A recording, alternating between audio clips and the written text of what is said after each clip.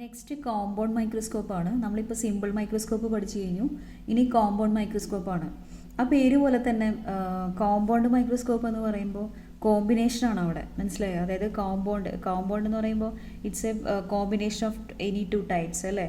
അപ്പോൾ അങ്ങനെ വരുമ്പോൾ ഇതിൽ കുറച്ചും കൂടി ഇമ്പ്രൂവ് ചെയ്യാൻ പറ്റും. നമുക്ക് കിട്ടുന്ന മാഗ്നിഫിക്കേഷൻ കുറച്ചുകൂടി ഇമ്പ്രൂവ് ചെയ്യാന്ന് പറഞ്ഞാൽ ഒന്നും കൂടെ വളരെ മൈന്യൂട്ടായിട്ടുള്ള, അതായത് നാനോ സൈസിലുള്ള ഒബ്ജക്ട്സിനെയൊക്കെ ഒന്നുകൂടെ ക്ലിയർ ആയിട്ട് നല്ല രീതിയിൽ നല്ല ക്ലിയർ ആയിട്ടുള്ളൊരു മാഗ്നിഫൈഡ് ഇമേജ് കിട്ടാനായിട്ട് യൂസ് ചെയ്യാം, മനസ്സിലായി? അപ്പോൾ അങ്ങനെ മാഗ്നിഫിക്കേഷൻ ഇമ്പ്രൂവ് ചെയ്യാൻ വേണ്ടി യൂസ് ചെയ്യുന്ന ഒരു ഒപ്റ്റിക്കൽ ഡിവൈസാണ് കോമ്പൗണ്ട് മൈക്രോസ്കോപ്പ്. ഇതിൽ അതുകൊണ്ട് തന്നെ മാഗ്നിഫിക്കേഷൻ ഇമ്പ്രൂവ് ചെയ്യാൻ വേണ്ടിയിട്ട് അതുകൊണ്ട് തന്നെ ഇതിനകത്ത് 2 കോൺവെക്സ് ലെൻസസ് ആണ് യൂസ് ചെയ്യുന്നത്. ഒരു കോൺവെക്സ് ലെൻസ് നമ്മൾ നേരെ കണ്ണിൻ്റെ അടുത്ത്, അതായത് കണ്ണ് ഡയറക്റ്റ് നമ്മളൊരു ലെൻസിലേക്ക് നോക്കും, മനസ്സിലായി? അതായത് കണ്ണിലൂടെ നോക്കുന്ന അതായത് കണ്ണിൻ്റെ അടുത്ത് വെച്ചിരിക്കുന്ന ആ കോൺവെക്സ് ലെൻസിനെ വിളിക്കുന്ന പേരാണ് eye piece lens. Eye piece lens എന്ന് പറയുമ്പോൾ കുറച്ചുകൂടെ വലിയ ലെൻസായിരിക്കും. കമ്പാരിറ്റീവ്ലി അതർ ലെൻസിനേക്കാളും കുറച്ച് വലിയ ലെൻസായിരിക്കും. അതുകൊണ്ട് തന്നെ ഫോക്കൽ ലെങ്ത്തും കുറച്ചുകൂടെ കമ്പാരിറ്റീവ്ലി ലാർജർ ആയിരിക്കും, മനസ്സിലായോ? അപ്പോൾ അത് വെച്ചിട്ടാണ് നമ്മൾ കണ്ണിൻ്റെ തൊട്ടടുത്തുള്ള ലെൻസാണ് ഐ പീസ് ലെൻസ്. അത് വെച്ചിട്ട് നമ്മൾ കണ്ണിലൂടെ നമ്മൾ നോക്കുന്നത്, മനസ്സിലായല്ലോ? ഇനി അടുത്തത് എന്താണെന്ന് പറഞ്ഞാൽ ഒബ്ജക്റ്റീവ് ലെൻസാണ്.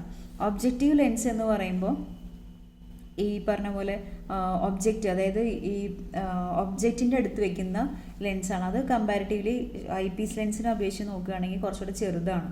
അതുകൊണ്ട് തന്നെ ഫോക്കൽ ലെങ്ത്തും ചെറുതായിരിക്കും, മനസ്സിലായി? അതിൻ്റെ അടുത്താണ് ഒബ്ജക്റ്റ് വെക്കുക. നമുക്ക് കാണേണ്ട ഒബ്ജക്റ്റ് ഏതാണോ അത് വെക്കുന്നത് അതിൻ്റെ തൊട്ടടുത്ത് വരുന്ന ലെൻസ് ഒബ്ജക്റ്റീവ് ലെൻസ് ആയിരിക്കും. ഇപ്പം ഞാൻ ഈ ഫിഗറിലൂടെ രണ്ടും മാർക്ക് ചെയ്തിട്ടുണ്ട്. ഒരു കോമ്പൗണ്ട് മൈക്രോസ്കോപ്പ് കൂടെ കാണിച്ചിട്ടുണ്ട്. ആ കോമ്പൗണ്ട് മൈക്രോസ്കോപ്പിൽ ഒരു യെല്ലോ കളറിൽ ഒരു റെഡ് റൗണ്ട് ഇട്ട് വരച്ചിരിക്കുന്നുണ്ടോ? അതാണ് മുകളിൽ കാണിച്ചിരിക്കുന്ന റെഡ് കളറ് ഐ പീസ് ലെൻസും, അതായത് നമ്മൾ അതിലൂടെയാണല്ലോ വാച്ച് ചെയ്യുക, ഐ പീസ് ലെൻസും. പിന്നെ താഴെ കാണിച്ചിരിക്കുന്നത് അതായത് ഈ ട്യൂബിൻ്റെ താഴെ കാണിച്ചിരിക്കുന്ന ചെറിയൊരു റൗണ്ട് ഇട്ടിട്ട് കണ്ടോ യെല്ലോ ഷെയ്ഡിൽ, അത് ഒബ്ജക്റ്റീവ് ലെൻസും, മനസ്സിലായോ? അപ്പോൾ ഇത് രണ്ടും നോട്ട് ചെയ്യുക കേട്ടോ. ഓക്കെ, കോമ്പൗണ്ട് മൈക്രോസ്കോപ്പിൻ്റെ റേ ഡയഗ്രം ഇവിടെ വരയ്ക്കുന്നുണ്ട് ഞാൻ, അതുകൂടെ ശ്രദ്ധിക്കുക കേട്ടോ. ഇപ്പോൾ ഈ കാണിച്ചിരിക്കുന്നതിൽ 2 ലെൻസാണ് വെച്ചിരിക്കുന്നത്. അതായത് ഒബ്ജക്റ്റീവ് ലെൻസ് O എന്ന് പറയുന്ന ഒബ്ജക്റ്റീവ് ലെൻസും E എന്ന് പറയുന്ന ഐ പീസ് ലെൻസും. ഒബ്ജക്റ്റീവ് ലെൻസ് ചെറുതാണ്, ഐ പീസ് ലെൻസ് കുറച്ച് വലുതാണ്, കാണുമ്പോൾ തന്നെ അറിയാം അല്ലേ? പിന്നെ ലെഫ്റ്റ് സൈഡിൽ നമ്മുടെ ഒബ്ജക്റ്റ് കീപ്പ് ചെയ്തിട്ടുണ്ട്. OB എന്ന് പറയുന്ന ഒബ്ജക്റ്റ്, അതിൻ്റെ H ഹൈറ്റാണ്, ഒബ്ജക്റ്റിൻ്റെ ഹൈറ്റ് അവിടെ മാർക്ക് ചെയ്തിട്ടുണ്ട്. പിന്നെ ഐ പീസ് ലെൻസിൻ്റെ അടുത്ത് I കാണിച്ചിട്ടുണ്ട്. നമ്മുടെ കണ്ണ് നമ്മൾ അവിടെ നിന്നാണ് വ്യൂ ചെയ്യുന്നത്. അപ്പോൾ ഇത്രയും കാര്യങ്ങളാണ് ഇതിനകത്ത് കാണിച്ചിരിക്കുന്നത്. ഇനി ഇതിനകത്ത് വരുന്ന ഇമേജ് ഫോർമേഷൻ നിങ്ങൾ ശ്രദ്ധിക്കൂ കേട്ടോ.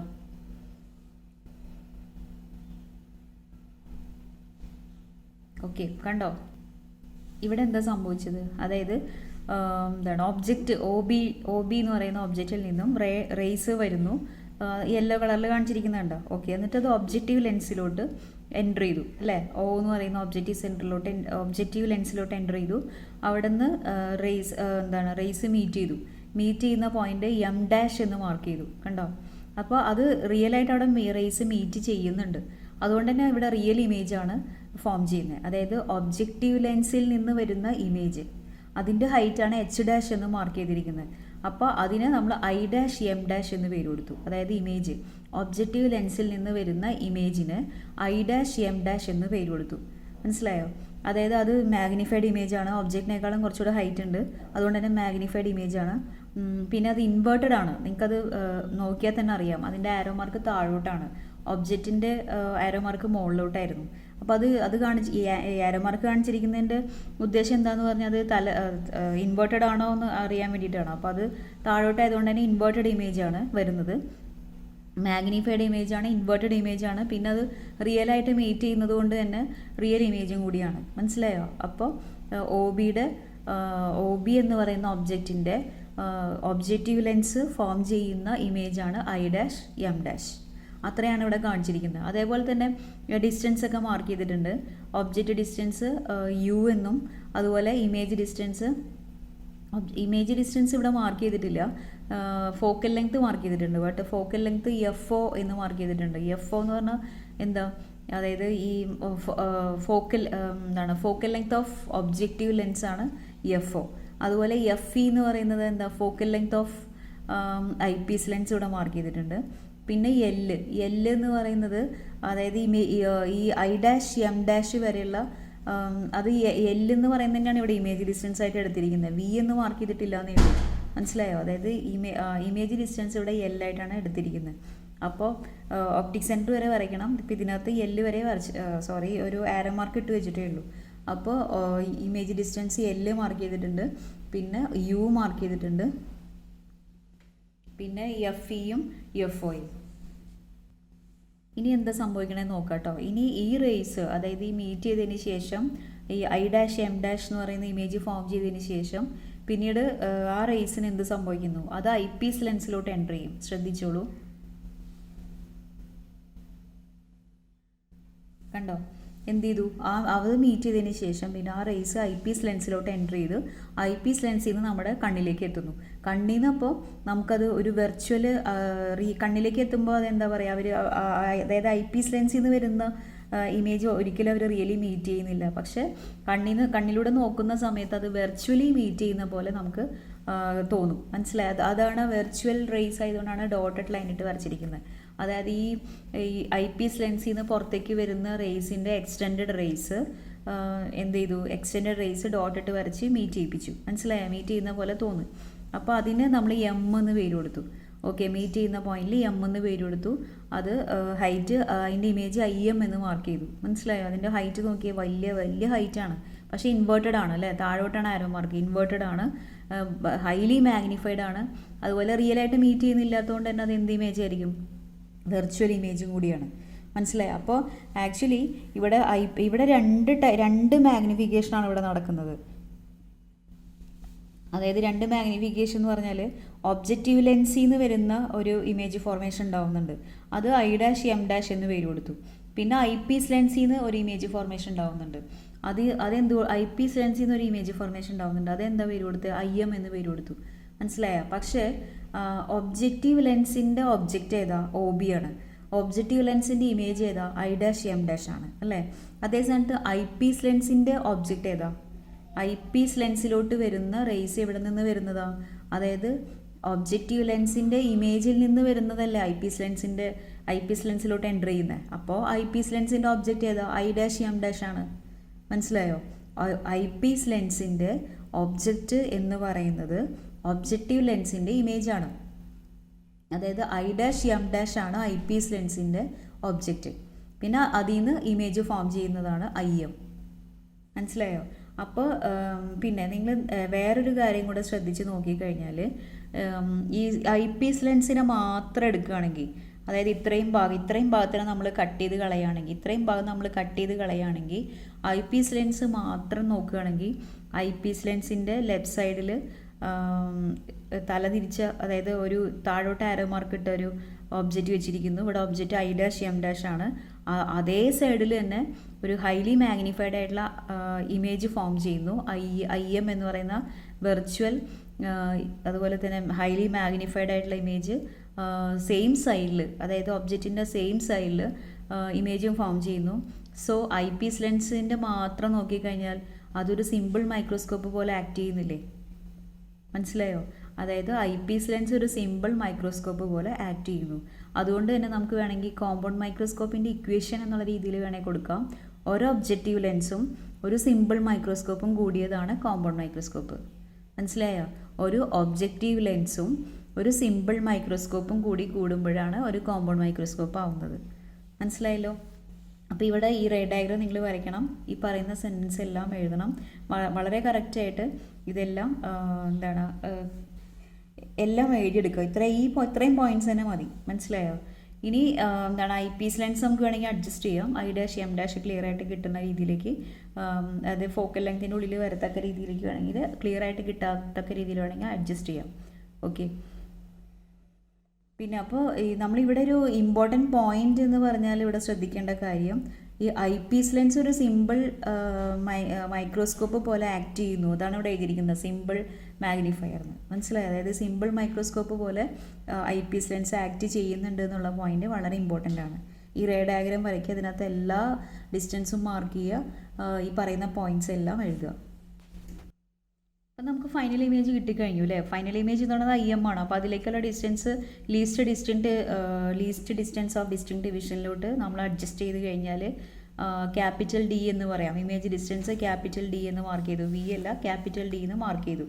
ഓക്കെ, ഇനി നമ്മൾ നേരത്തെ ചെയ്ത പോലെ തന്നെ ഇവിടെയും നമുക്ക് മാഗ്നിഫൈഡ് ഇമേജ് ആണല്ലോ കിട്ടുന്നത്. അപ്പോൾ നമുക്ക് മാഗ്നിഫിക്കേഷൻ കണ്ടുപിടിക്കണം. Magnification of the compound microscope എന്ന് ഹെഡിങ് കൊടുക്കുക. എന്നിട്ട് ഇതേപോലെ നമുക്ക് നോക്കാം. M അല്ലേ, M കാണാനുള്ള ഇക്വേഷൻ എന്താ, V/U ആണ്. V എന്താ അവിടെ, V എന്ന് പറഞ്ഞാൽ D ആണ്. ഡിയുടെ എന്താണ് IM, അതല്ല ഇമേജിൻ്റെ ഹൈറ്റ് IM ആണ്. Height of the image divide by height of the object. So IM/OB അല്ലേ. അപ്പോൾ എന്താണ് IM/OB നമ്മൾ സ്പ്ലിറ്റ് ചെയ്ത് എഴുതുകയാണെങ്കിൽ നമുക്ക് എങ്ങനെ എഴുതാം, IM/I'(M').